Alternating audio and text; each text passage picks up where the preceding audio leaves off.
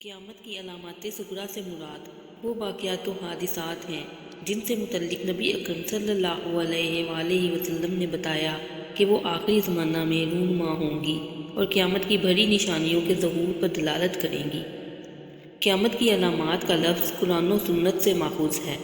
اللہ تعالیٰ کا فرمان ہے، تو کیا یہ قیامت کا انتظار کر رہے ہیں کہ وہ ان کے پاس اچانک آ جائے؟ یقیناً اس کی علامتیں تو آ چکی ہیں، پھر جب کہ ان کے پاس قیامت آ جائے انہیں نصیحت کرنا کہاں ہوگا۔ رسول اللہ صلی اللہ علیہ وآلہ وسلم نے فرمایا، جب مال غنیمت گردش کرنے لگے گا، جب امانت کو مال غنیمت سمجھا جائے گا اور زکوٰۃ کو تاوان، جب آدمی اپنی بیوی کا کہا مانے گا اور ماں کی نافرمانی کرے گا، جب اپنے دوست سے حسن سلوک کرے گا اور باپ سے بدسلوکی، جب مسجد میں شور بلند ہوگا، جب قوم کا لیڈر ذلیل ترین آدمی ہوگا اور بدکار قبیلے کا سردار بن جائے گا۔ انسان کی عزت اس کے شر کے ڈر سے ہوگی، جب شراب پی جائے گی، ریشم پہنا جائے گا، جب گانے والیوں اور آلات موسیقی کو اپنایا جائے گا، جب اس امت کے آخری لوگ پہلوں پر لعنت بھیجیں گے، تو اس وقت سرخ آندھی یا زمین میں دھنسنے کا یا شکلوں کے مسخ ہونے کا انتظار کرنا۔ علامات کا پے بپے اس طرح ظہور ہوگا جیسے کہ موتیوں کی پرانی لڑی کا دھاگا ٹوٹ چکا ہو اور موتی پے بپے گر رہے ہوں۔ سنت میں رسول صلی اللہ علیہ وآلہ وسلم کا وہ قول موجود ہے جو آپ نے قیامت کے سوال کے جواب میں جبرائیل علیہ السلام سے کہا۔ آپ صلی اللہ علیہ وآلہ وسلم نے فرمایا، جس سے پوچھا جا رہا ہے وہ پوچھنے والے سے زیادہ نہیں جانتا۔ حضرت جبرائیل علیہ السلام نے کہا، مجھے اس کی نشانیاں بتائیے۔ آپ صلی اللہ علیہ وآلہ وسلم نے فرمایا، یہ کہ لونڈی اپنی مالکن کو جنم دے گی، اور یہ کہ تو دیکھے گا کہ برہنہ پا ننگ دھڑنگ محتاج بکریاں چرانے والے اونچی اونچی عمارتیں بنائیں گے۔ لونڈی اپنی مالکن کو جنم دے گی، یہ اسلامی فتوحات کی کثرت کے لیے اشارہ ہے۔ ان فتوحات میں کثرت سے لونڈیاں جنگی قیدی کے طور پر ہاتھ لگیں گی۔ لونڈی بچے کو جنم دے گی جو اس کا مالک ہوگا، کیونکہ وہ اس کے مالک کا بچہ ہوگا، یا یہ والدین کی نافرمانی کے لیے کنایا ہے، یعنی بچہ اپنی ماں سے ایسے سختی سے پیش آئے گا جیسے وہ اس کا آقا ہو۔ دونوں باتیں وجود میں آ چکی ہیں۔ بڑھنا پا ننگ دھڑنگ اور محتاج بکریوں کے چرواہے اونچی اونچی عمارتیں بنائیں گے، جیسا کہ جزیرۃ العرب متحدہ عرب امارات والے کر رہے ہیں۔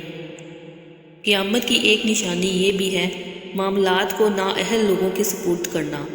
اللہ کے رسول صلی اللہ علیہ وآلہ وسلم نے فرمایا ہے، جب معاملات نااہل لوگوں کے حوالے ہونے لگے تو قیامت کا انتظار کرو۔ قیامت کی ایک نشانی کم علمی اور جہالت کا ظہور ہے۔ قرب قیامت میں قتل و غارت کی کثرت ہوگی۔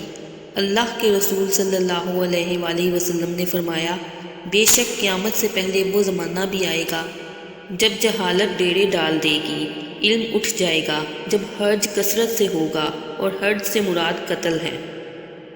قیامت کی ایک اور نشانی مہنوشی اور اس کے لیے دوسرے نام استعمال کرنا ہے۔ نبی صلی اللہ علیہ وآلہ وسلم نے فرمایا، میری امت کے لوگ شراب پئیں گے مگر اس کا نام بدل دیں گے۔ زنا اور بدزبانی کی کثرت ہوگی، آدمی ریشم پہنیں گے، گانے بجانے کو جائز سمجھیں گے۔ نبی کریم صلی اللہ علیہ وآلہ وسلم نے فرمایا، میری امت میں کچھ لوگ ایسے ہوں گے جو ریشم، مہنوشی اور گانے بجانے کو حلال سمجھیں گے۔ امین کو خائن سمجھ کر اس پر تہمت لگانا اور خائن کو امین سمجھ کر مقرب بنانا بھی قرب قیامت کی نشانی ہے۔ نبی صلی اللہ علیہ وآلہ وسلم نے فرمایا، قیامت کی نشانیوں میں فحش کاری، فحش گوئی، قطع تعلقی، امین کو خائن اور خائن کو امین سمجھنا ہے۔ مسجدوں کو بطور راستہ استعمال کریں گے، یعنی آدمی مسجد میں سے گزر جائے اور نماز نہ پڑھے۔ لوگوں میں مرگ ناگہانی کا ظہور عام ہو جائے گا۔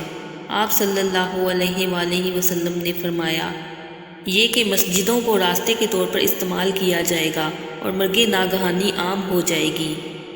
زمانوں کا تقارب، یعنی قیامت کے قریب وقت سے برکت اٹھ جائے گی۔ زلزلوں کی کثرت ہوگی، فتنوں کا ظہور اور ان کا شر عام ہو جائے گا۔ آپ صلی اللہ علیہ وآلہ وسلم نے فرمایا، قیامت اس وقت آئے گی جب علم سمیٹ لیا جائے گا، زلزلے کثرت سے آنے لگیں گے، فتنوں کا ظہور ہوگا اور حرج یعنی قتل بڑھ جائے گا۔ قرب قیامت میں علم کو کم عمر لوگوں کے پاس تلاش کیا جائے گا۔ اس سے مراد وہ طالبان علم ہیں جن کو علم پر قدرت حاصل نہیں ہوتی اور جن کا علم پختہ نہیں ہوتا۔ ان سے مسائل دریافت کیے جائیں گے اور وہ فتویٰ دیں گے، خود بھی گمراہ ہوں گے اور اوروں کو بھی گمراہ کریں گے۔ آپ صلی اللہ علیہ وآلہ وسلم نے فرمایا، قیامت کی علامتوں میں کم عمر لوگوں کے یہاں علم کی تلاش ہے۔ آپ صلی اللہ علیہ وآلہ وسلم نے فرمایا، قیامت کی نشانیوں میں سے یہ بھی ہے کہ آدمی دوسرے آدمی کو صرف جان پہچان کی بنا پر سلام کرے گا۔ قیامت کی ایک نشانی رزق حلال کی عدم جستجو ہے۔ آپ صلی اللہ علیہ وآلہ وسلم نے فرمایا، لوگوں پر ایک وقت ایسا بھی آئے گا کہ آدمی اس کی پرواہ نہیں کرے گا کہ آیا وہ حلال مال لے رہا ہے یا حرام۔ قیامت کی ایک نشانی یہ ہے کہ بازار قریب قریب ہوں گے، جس سے تجارت کی کثرت اور اس کی وسعت کا پتہ چلے گا۔ آپ صلی اللہ علیہ وآلہ وسلم نے فرمایا، جھوٹ کثرت سے بولا جائے گا، وقت تیزی سے گزرے گا اور بازار ساتھ ساتھ ہوں گے۔ شیطانوں کے لیے اونٹ بھی ہوں گے اور گھر بھی۔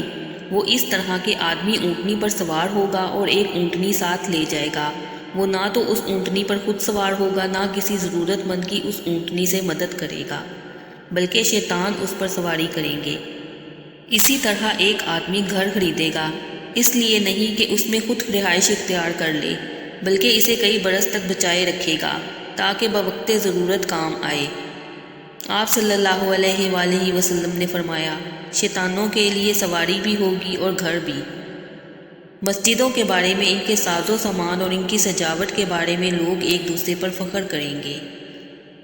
آپ صلی اللہ علیہ وآلہ وسلم نے فرمایا، قیامت اس وقت قائم ہوگی جب لوگ مسجدوں کے بارے میں ایک دوسرے پر فخر کرنے لگیں۔